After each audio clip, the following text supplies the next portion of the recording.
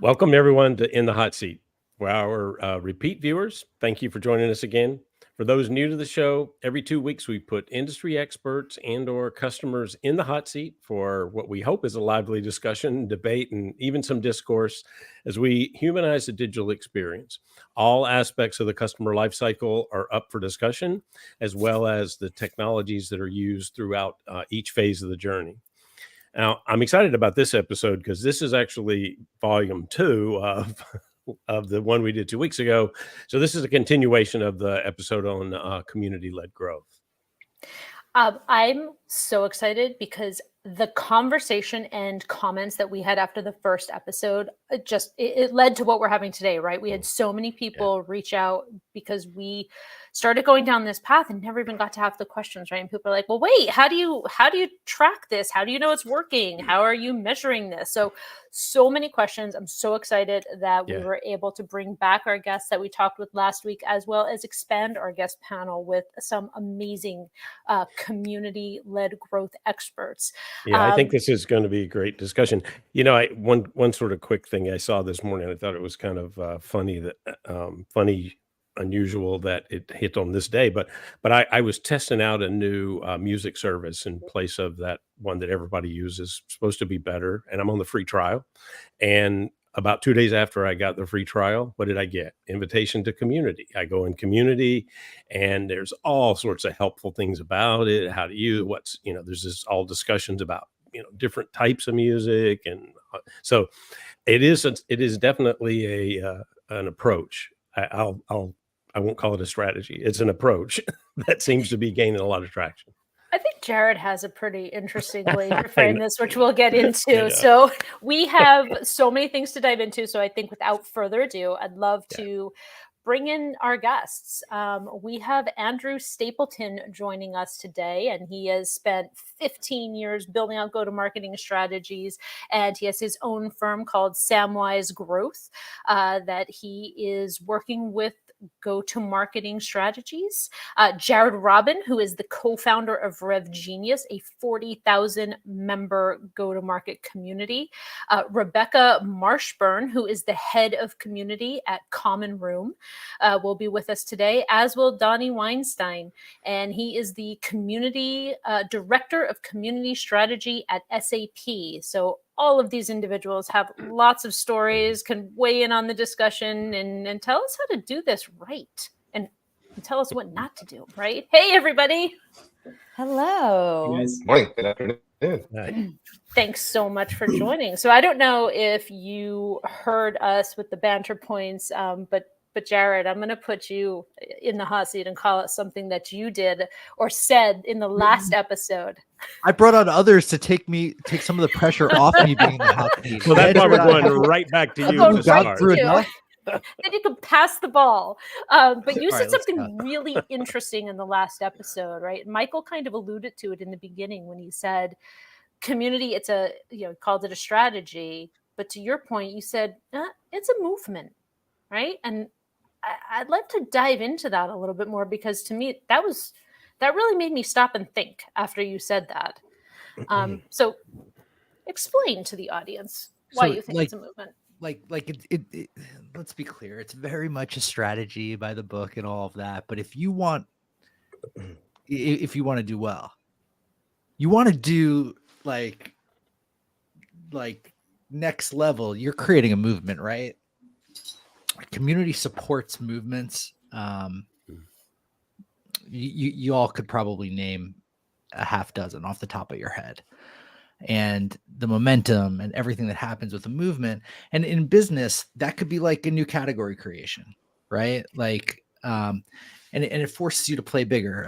Shout out Christopher Lockheed, one of my favorite authors, in doing it, right? Like if you're just going to have, if you have a product that does A, and I want to build a community around it.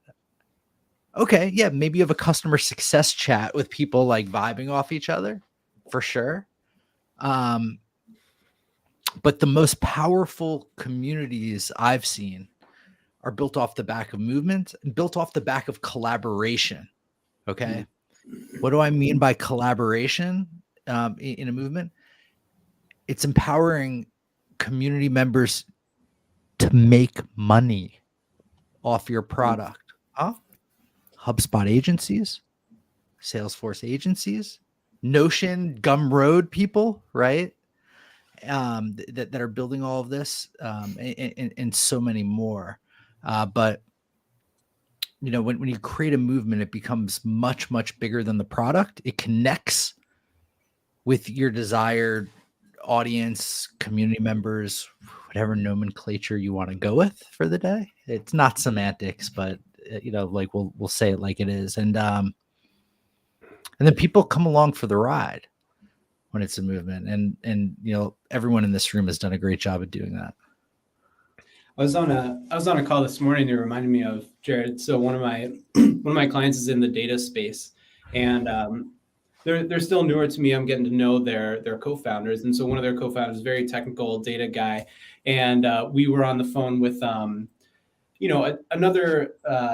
co-founder in the space, and I was still feeling out like, is this a sales call? Is this a partnership call? Is this like technical talking shop call? And so we were working out, like a potential partnership. And I was sitting back and not bringing like dollars and cents into it. And I'm their fractional CRO.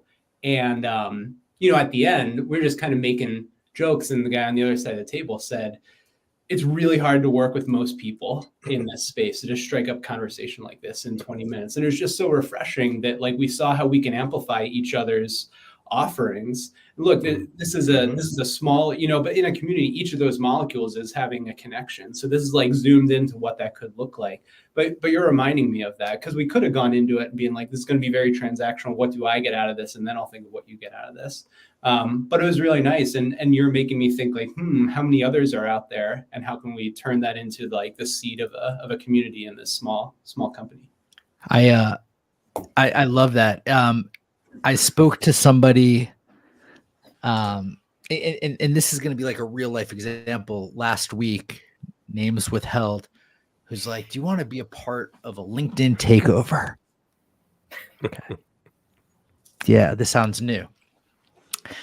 And I'm like, okay, why is this your strategy? Because I just wanted to have some fun with it and learn, right? But also see what holes there might be.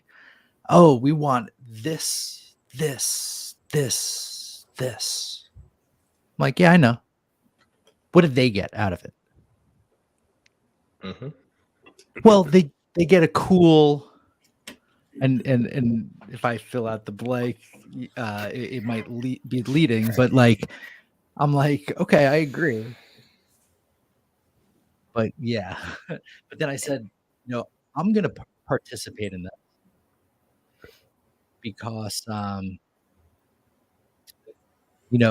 want to be a homie and I want to help you all. And, but, I'm working on this, for doing this transactional thing. And, I can use your support on that. And you don't have to, but there's going to become an end point of being a homie at a certain. And they were willing to reciprocate. So yeah, we'll step up and help you out there.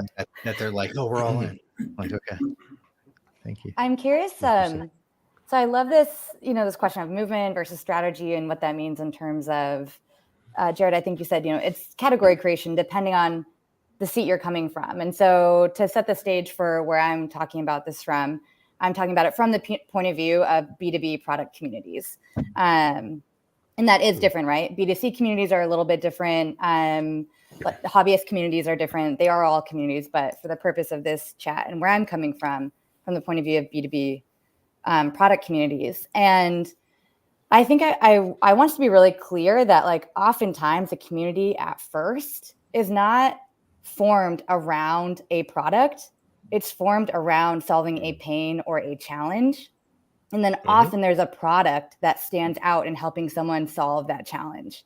And so it's not necessarily that people at first are like, oh, I want to be a part of Product X community. They find the community, or the community has come together because there's a pain or an issue that they're like, every day I'm at work and I'm trying to solve this thing and I can't get the data that I need. I can't figure out how to connect these pieces of technology that's already in my stack together, or I need to measure this better so that I can actually go to my WBR and feel super confident in the work I'm doing.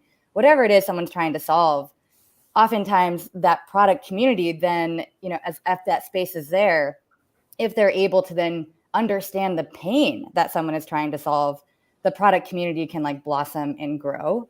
And then if they are able to bring in, maybe it's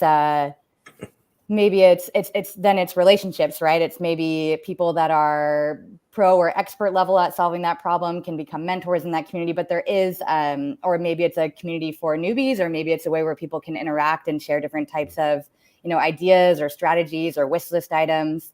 And so I think in a B2B product community, I don't want us to get too far ahead of ourselves that it's around necessarily just a product. When I think foundationally, it starts from solving a pain or a challenge, and then as that community space, being able to offer the best place to find others who are trying to solve that pain point or challenge. And I want to invite Donnie, you to, especially because you're specifically the director of community strategy at SAP. I imagine that I want you to confirm or deny, or something in the middle between my take on that, since you've seen this at SAP for so long. Sure, and that's a great segue for both, the foundation Jared had set the table for, and what you talked about here, Rebecca. So I think at the end of the day, the vast majority of people, particularly in B2B, but it's true for many communities, people are looking for information at the fingertips to solve a particular problem. They need an answer to something, whether that's support related, or whether that's to extract more value from the investment they made in your platform, whatever it is. And so most people, by nature, are going to start with a Google search or something of that flavor to get to where they get that answer. Now, if you do it right, then essentially it's going to end up in your branded community, but it may not necessarily be there. Today we have community everywhere, and so customers have their swim lanes of choice, whether that be X or LinkedIn or GitHub or YouTube. But at the end of the day,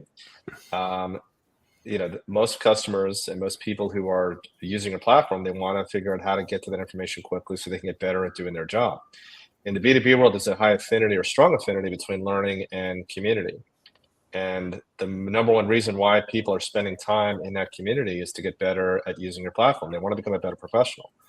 And so with that, that's a major driver. And so whether that's support related, whether that's ideation related, whether that's from creating new content, all of the above. But at the same time, there's also a common thread across community, and we're seeing it very much more so today, of having authentic conversations. And so yes, you're going to get the release notes, you're going to talk to their CSM, they're going to talk to the account lead, but at the end of the day, they want to talk to somebody like themselves. So if they're someone who's using SAP S/4HANA at Citibank, they want to talk to their peer who's over at Deutsche Bank, who has the same role. And essentially say, all right, well, how are you managing that instance? How are you managing your team? How many people are you staffing it with? Are you getting the most value out of that platform? And so having that verified conversation with someone, their trusted peer. And with that essentially you can build around your community. That's a good setup, I think, for us to jump into some of the questions that we didn't get to last week, and specifically the one about metrics and KPIs. So I'd love to hear from each of your perspectives. How do you measure the success of the community-led growth strategy? Are there unique metrics that businesses should pay attention to? I mean, what does that look like from your perspective? Sure. So I mean, you've got really various levels of how this can come about. And again, it really depends on the orientation of your community. So if you're establishing, like we did back in the day, the HP support forums, it was about ticket deflection. So you would basically track it's clear it's pretty easy to track the traffic coming to the community. You could do surveys to say, did you find the information you were looking for? And that following question, if they did find the information that they were looking for, are you now going to contact support? So you can actually track, support deflection. You could take it to another level where every accepted answer or verified answer, how many views are on that answer. Microsoft used to do a great job in their answers community of doing that.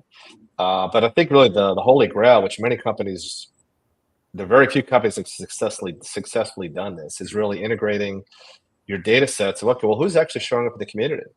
what share of wallet do they have in my business? And very few companies are able to. It's really hard to do. And so integrating integrating your experience with your CRM data, your Marketer data, and understanding, okay, well, of my 100 power users, who are they? Is it somebody that went to college with my CEO, or is it someone from our top 10 accounts? And really understanding, having a snapshot. Okay, well, of the millions of people showing up in our community every month, and of the the superstars, the top 1%ers, well, who are they? Are they representing our top 100 accounts, or are they representing a fraction? And if you start to marry that two together, you can then say, you know what, we're missing in our top 50 accounts. There's nobody in the community. Let's start getting some of those power users there, because then again, it could drive share of wallet in that account. And of course, if you start looking at those power users and saying who they are, and they're not actually spending a lot of money, they can become influencers in not only that account, but also in the market space. So that takes a long time to do, and it's really difficult to achieve that. Yeah, and I think to build on what Donnie was saying, we see a lot of our customers as well looking at how many ICP accounts showed up in the community before they were seen in the CRM, right? So one way to look at it is like, when were they first seen in a channel that is stewarded by the community team, right? Or by the community leader, or that is seen more as the community rather than direct, demand gen type of marketing. And so if people from those ICP accounts have shown up in the community first, that is like a correlation toward, right? Where are they first interacting with your brand and beginning to build trust about what your product is doing, about what your brand is doing, about what problem you're solving. And I think from there, I think Donnie totally nailed it in terms of man, if you can see those power users, that share of wallet in your community, that's huge. But I think another way that we look at it in terms of, for example, at Common Room, a lot of times our community is made up of community and DevRel leaders, and then a smaller share of sales and marketing leaders who are in that go-to-market space, right? Everyone's trying to drive toward ultimate revenue creation, customer retention, value matching. But in our community itself, to use a really personal example, is we have community and DevRel leaders who many of whom have influence over decisions, but they do not have the final buying power, right? And so we look at our community as a way to multi-thread, right? Is when we get someone who would be a core user in our community, we use that opportunity to build trust with them. They can have those authentic conversations where they're learning from others, how others are using Common Room and how they're bringing their types of signals together.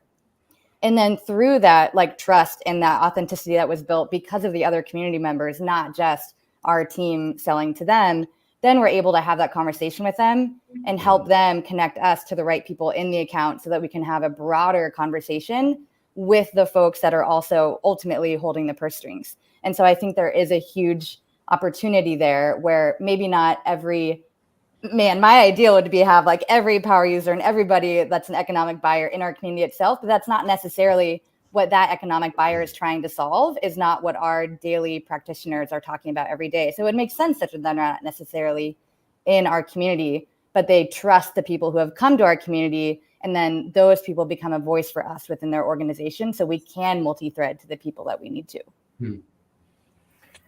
And to follow up on that, another simple way to think about this is, and we had really good data at Doma. Doma was in the data analytics space, so actually we had incredible tie into the community work that I did there. And we would actually show that those accounts that had power users in both community and in learning were typically 3 to 4 points healthier on the account scorecards than those accounts that had nobody in there. And if you think about it from a very simplistic manner, if they're getting value from how to better use your products and platform in both community and learning, guess what? By definition, they're going to use your products more. And if they're using it more, they're going to have more thirst for your platform.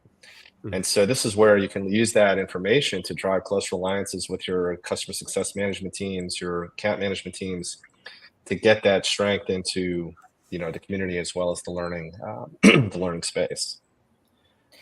My mind goes to the product side. I'm thinking of the last year I got to work with a killer product manager who was always eager to get on calls with prospects, customers, happy customers, not happy customers. He was the ideal PM. And There are many PMs that I've worked with. It's not to say they're not good, but they're much more on the inside, right? They're working more on the technical level with their developers, but I'm go-to-market, so I always want them on the phone with customers, right?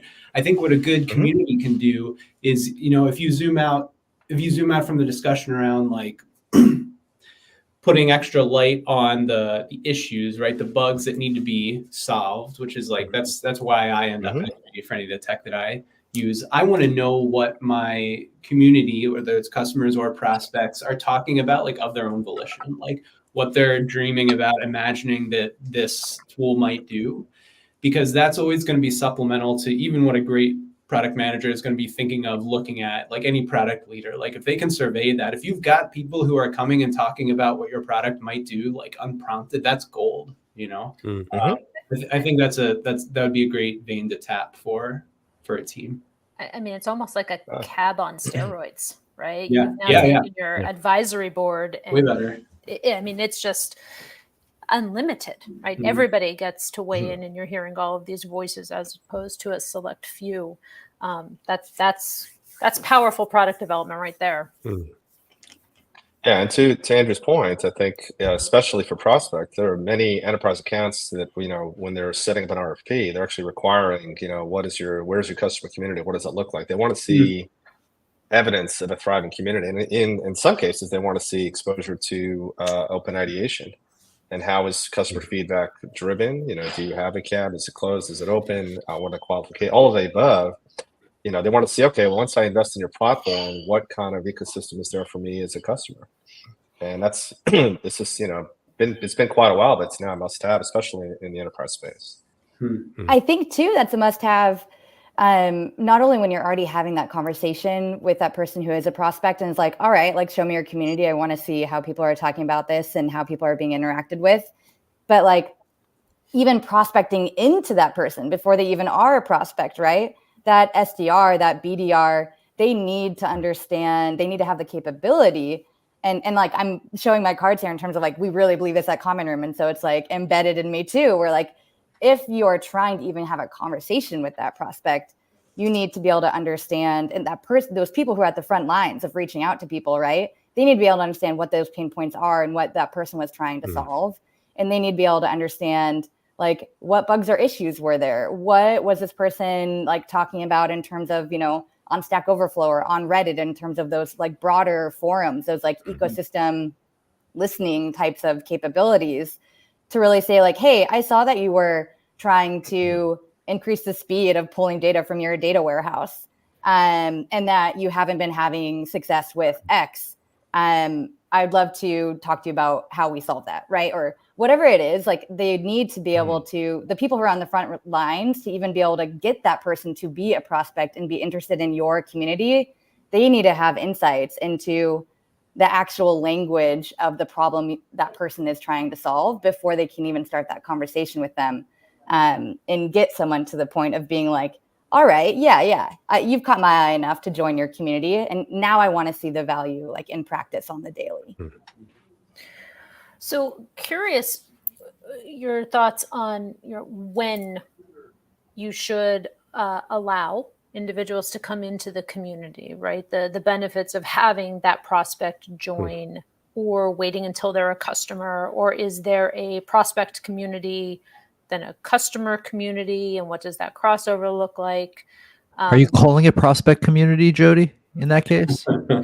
I just want to make that clear. Probably not. Like, because prospects don't want to join the prospect. Please come here and buy things. I like the straightforward. That's the market. We won't market to you.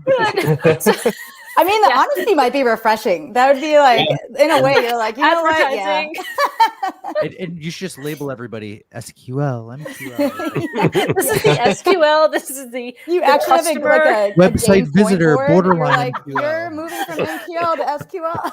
Okay, thank you for calling that out, Jared. I love that. But So the idea, right? Do you have to have different communities, or should they be together? When should they be separate? I'm just curious what you all think. So my take, I think it goes back to company culture and how paranoid you are about yourself and the market and how open you are. But in my analogy, when I explain the kind of the ABCs of communities, you're creating essentially a branded cafe. And it should really be a place to facilitate conversation for anybody who wants to have a conversation about your brand, and that would include prospects. Now, of course, you've got the front door is open, and then as you come in and you start to have the conversations, well, who are you? Or you want to talk to the product team or your prospect or your customer, whatever it may be. Then, depending on who you are and the relationship you have with the brand, you can get access to different areas of that cafe or community. So you can segment it based on, your corporate goals and how you want to interact with your base. But I think if you do it right, it should be as transparent and open as possible. I love, because at the end of the day, you can create your space, but again, today it's community everywhere. So they're going to choose to have the conversation. If it's not open for me to have it with your brand, I'll go to Twitter, I'll go to GitHub, I'll go wherever I want to talk about my own terms, how I want to talk about the brand. So why not have it in your own backyard?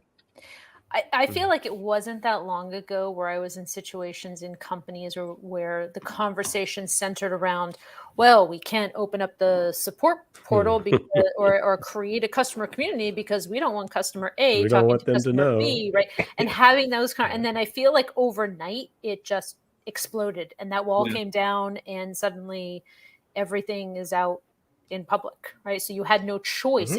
It forced you creating a community that you could, hear first before it's up on the internet. Well, that was one of the things that I loved about G2, and Andrew, you can talk about this too. But because we created this big platform that allowed people to come in and sell their experiences with the product, and it wasn't controlled by anybody. You have real honest and much more interesting interplay there. So if your product is good and you get really good reviews, that's great advocacy.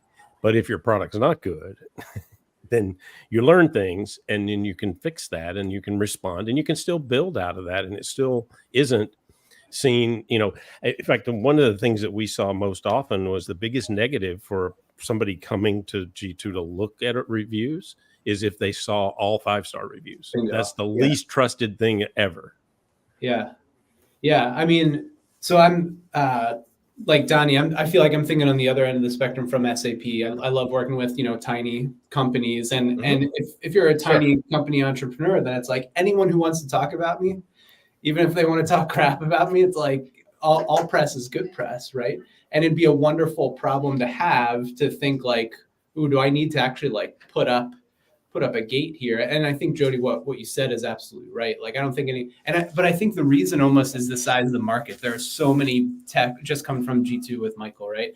We know that there are like 1,000 categories of software on the site, that each one of them has like 800 entrants in them. No one has the time to go like poo-poo their competitors or some tiny person that no one's ever heard of. There's just no time. And if they do, then they need help, so I just the more the merrier. To build on this and to go back with my phrase, community transcends platform. I mean, obviously, if you have a PLG type product in motion, you get people in the product and in the community without them paying. Sure. But let's look at social media as your not buyer community and treat it as such. What does Apollo do? Right? HubSpot has their evangelists out there. They're not the only ones. Like, even if you don't want to let them in a gated whatever platform, it's imperative that you have a community for them. It just might live on social, and you might have a social media manager be a community manager and stuff. If you're not getting creative with that, you're leaving a lot of pipeline on the table. I think too. Oh, sorry, Jody. Nope. Go ahead, Rebecca. Nope. Sure? Go ahead. Yep. Okay.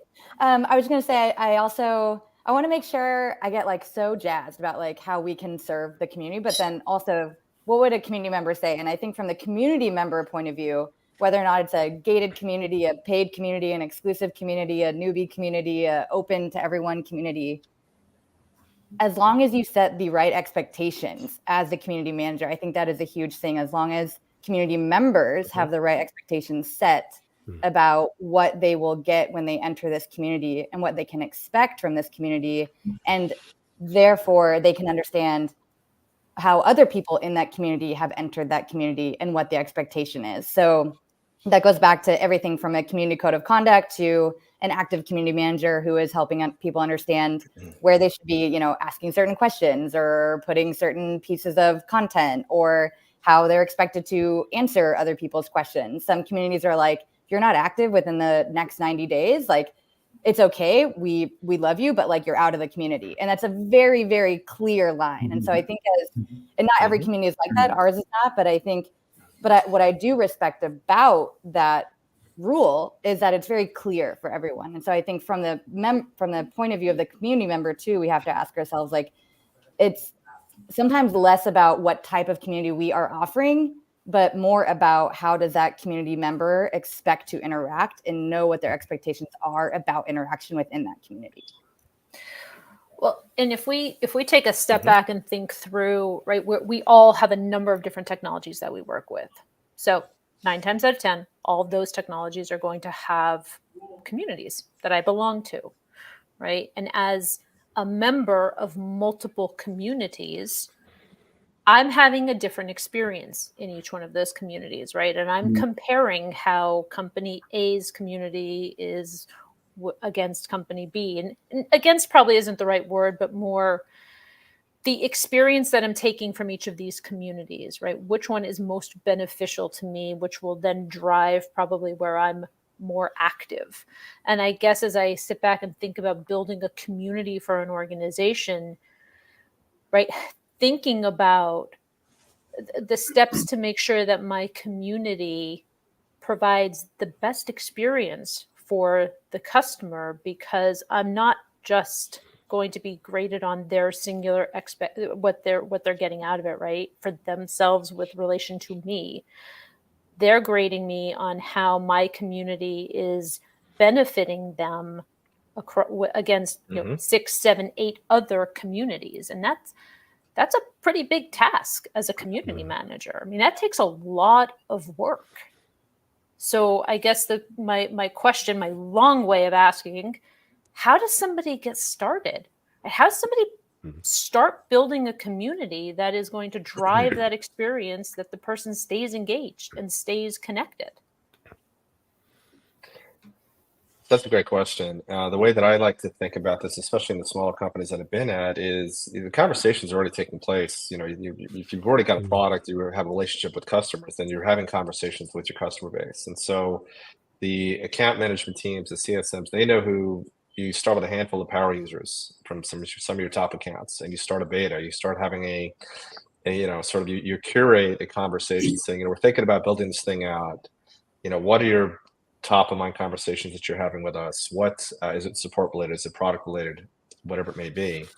And what would that look like? Invite them early on into that process to build out and create and it could start in a Slack channel. It could start out, in a Facebook group, whatever it may be. But with that, leverage them to strengthen that relationship, but also to harness the characteristics of what that community should become or what would look like. And that's essentially your starting point. So it's not like you're just taking the thin air, because again, from the CEO all the way down to the support team, there are existing conversations, and they know what those top 3 or 4 flavors of conversations are today with the brand. So that should be your foundation, and you bring your customer base into that, because then they become early adopters, early champions for that incubator.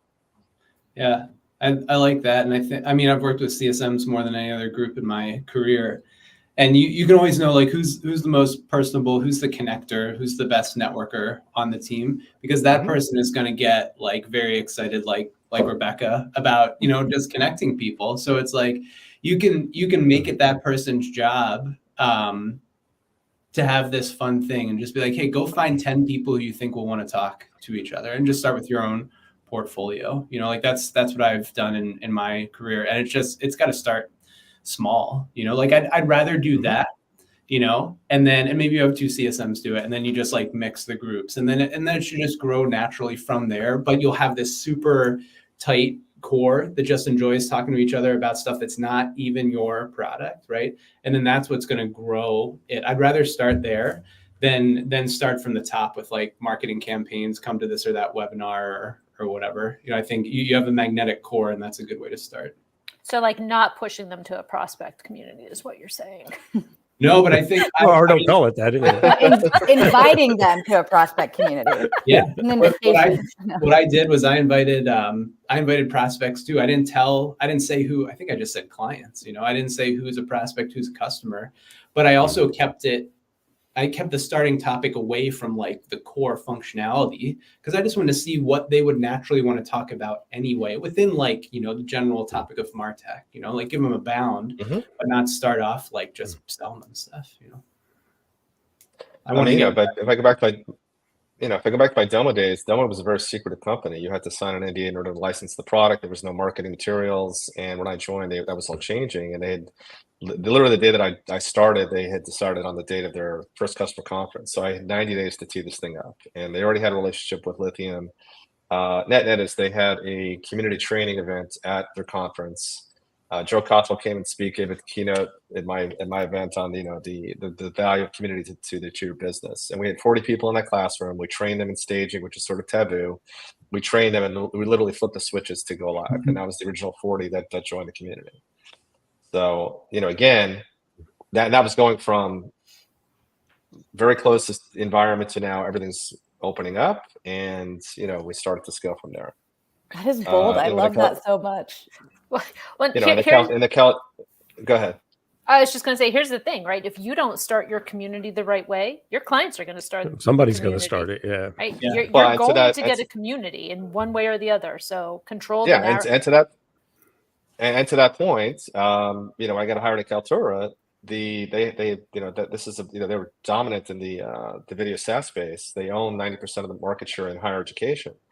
Well, the higher ed power users had created their own listserv community. They've been around for 8 years, and they weren't even engaged in it.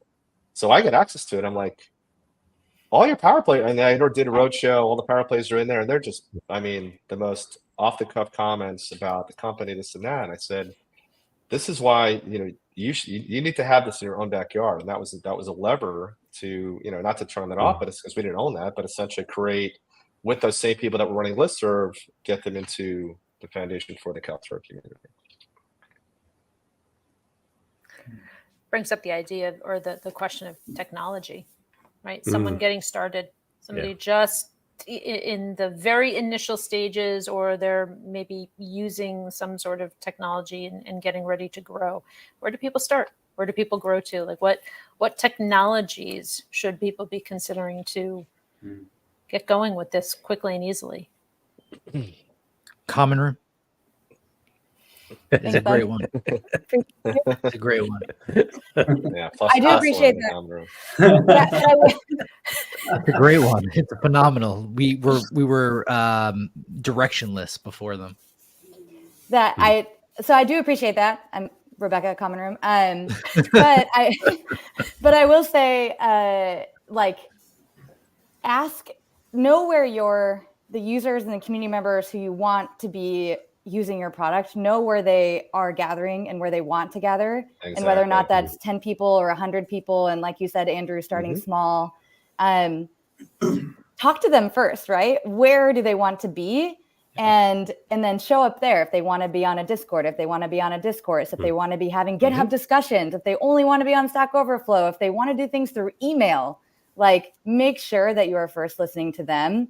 And I will say Common Room is great then at making sure that wherever your community members are gathering, wherever they have decided to interact and talk with each other, we can bring all of that data and those interactions into Common Room. So you can do things like search things by category, search things by keyword, understand sentiment, understand where those people work and what their titles and roles are, and all these other things. But the technology stack that you need to be building a community really has to be based on where those community members want to be. And then we as a technology can really help bring all those data points together, which is what I think our magic is. But I do appreciate the shout out. I really do.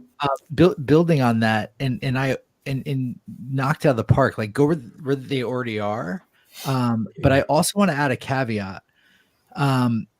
Build towards the content that they want to consume as well, because they might be on Slack, which is a phenomenal messaging platform. I think it might be the best outside of actual text. And but they want playbooks and they want courses or they want something else. You're not building that on Slack. Don't even Correct. try. Right, Like, yeah. that's Right. got to be on your website, probably. You could use a discourse if it's like a forum, like a help forum, but and you can even use other things like that. It could be something is maybe the website just needs content. It could be like a Webflow blog, but like understand what they want, how they want to consume it, and if it's going to be like crowdsourced or just like because there's different functionality needed for each. So Slack, Discord, all of that are phenomenal for synchronous messaging. Asynchronous stuff, they're not necessarily the best. Yeah, and I think it goes back to size, scale, history of your particular brand. If you're a brand new startup versus an SAP with a 20-year-old community, it really depends. And so it kind of goes back to what are the core community objectives, what is the content messaging and connectivity that you're trying to what authentic conversation are you trying to drive, and who are you trying to connect, and what are you trying to do with your members? I mean, for us, it's really how do we elevate our members to become better professionals, and so that's really the intersection of community and learning. But again, if you're starting a traction with a brand new pre-IPO unicorn, and it's all about support deflection or product creating product ideas. Again, a lot of those conversations can start where you incubated in a very small or simplistic community-like platform, whether it be a Slack channel, Facebook group. But then as you start to scale, those needs, requirements going to come out. And it's going to come back to, again, as Andrew pointed out earlier, those core conversations with your CSMs or whoever's understanding who are my top 5, top 10 power users. Because if they have the biggest share of wallet or they've influenced the brand to date, they are your most important people, and so they have at least the right to at least have input as to what is the, what does it look like going forward. So we are getting close to running out of time again. It looks like we probably could, we've made it through another third of the questions. But the one thing I want to do before we end, and this one I think is really important for listeners, and that is if you're a professional looking to pivot strategy towards community-led growth, what are the steps you should take? And then what kind of skills in your organization do you need? Do you need to develop or bring in to help this be a successful strategy? It's a beautiful sound. Silence. I It's like the last call bell. So I would say, all right, go ahead, Donnie. All right. So I think there's a couple things. One is you need to have the right technology that you're able to listen and track the relevant conversations for your brand, number one. You need to have people on your team that can have an empathetic conversation with the relevant tool sets and not necessarily or think, oh, it's a negative comment, I'm going to ban them. Doesn't work that way. It's all about relationship building. And so how do you capture, harness those skill sets to develop, strong relationships with not with all 3 million that are showing up every month, but really what your most important players that are there every day and providing, putting in the effort. If you can essentially develop that strong relationship with particularly the power users and create an environment where customers feel good about coming to your property to find what they're looking for, I think you're on the right track. I mean, it sounds like what you just said, if I was boiling it down, was that it needs to be actively managed. Is that accurate? Absolutely. Yeah. Yes. Yeah, turning it on and saying, good luck, it's not going to work. And that's one role, right? That's one person who really manages and directs the community, right? This isn't something that could be a community managing a community. There needs to be one person at the helm for this to be successful, is what I'm hearing. Ideally, but you did, again, depending on size and scale, you ultimately need a team because there are different elements that require different focus. I mean, you could have a full-time analytics person. You could have a full-time, content harvesting person. You can have a full-time triage person. You can have a full-time, super fan program manager. Again, depending on size and scale. So When you're starting it early, yeah, it can certainly be one person. But as you start to scale, you need those very specific roles to serve those different needs. But at the end of the day, from a customer experience perspective, it needs to be, easily accessible, easy to consume, easy to comment, easy to interact, and find what you're looking for.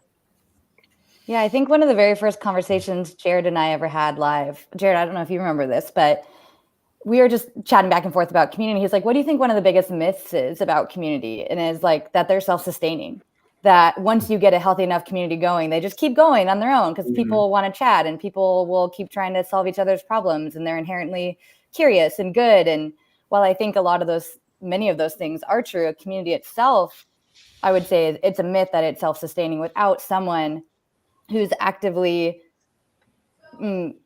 showing up and participating from the business's point of view as well, to understand what's happening in those conversations. What are people asking for? What are they needing? Where are they getting stuck? Whether or not it's in the community and strategic stuff or product related stuff. But there are so many things where there has to be a permeable membrane, if you will, between and someone who's actually focused on that, between the business and the community members themselves, that they are relaying those messages back and forth, and that community members feel heard and the business has a way to hear them. Because not everyone in a company is going to be interacting in the community every day. All right, guys, you've given me a lot of stuff to think about and actually flipped some ideas that I had about community originally. So thank you all very much. You have all survived the hot seat. Thank you. Thank you for joining the conversation. And to the audience, if you have what it takes to be in the hot seat, let us know. We would love to hear from you. We'd love to get you on for an episode and have a conversation. That's it for today's episode. I am your host, Jody Spencer. And I'm Michael Fauscette. Tune in next time for different faces, different topics, different perspectives as we put somebody different in the hot seat. Have a great day. Thanks, Jody. Thanks, Michael. Thank you, everybody. Thank you. See you guys.